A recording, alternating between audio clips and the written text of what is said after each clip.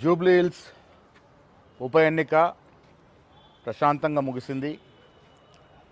ప్రజలు పెద్ద ఎత్తున కాంగ్రెస్ పార్టీకి, కాంగ్రెస్ అభ్యర్థి నవీన్ యాదవ్కి మద్దతునిచ్చినట్టుగా అక్కడ ఉన్నటువంటి వాతావరణం మా నాయకుల ద్వారా తెలుస్తూ ఉంది. జూబ్లీ హిల్స్ ఉప ఎన్నికల్లో గెలవడానికి కాంగ్రెస్ పార్టీ అభ్యర్థి నవీన్ యాదవ్ కొరకు కష్టపడే ప్రతి ఒక్కరికి కూడా ధన్యవాదములు.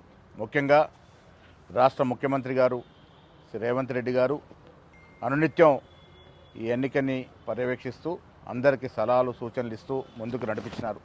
అదేవిధంగా ఉప ముఖ్యమంత్రి బట్టి విక్రమార్క గారు, గౌరవ మంత్రివర్యులు, శాసనసభ్యులు, శాసనమండలి సభ్యులు, కార్పొరేషన్ చైర్మన్స్, అదేవిధంగా కాంగ్రెస్ సీనియర్ నాయకులు, మహిళా కాంగ్రెస్, యువజన కాంగ్రెస్, ఎన్ఎస్వై సేవాదళతో పాటు వివిధ డిపార్ట్మెంట్ల యొక్క చైర్మన్లు అందరూ కూడా ఈ నెల రోజులుగా ప్రజలకి మేమిచ్చిన అభివృద్ధి సంక్షేమాన్ని చెప్పడంలో విజయవంతమైనారు.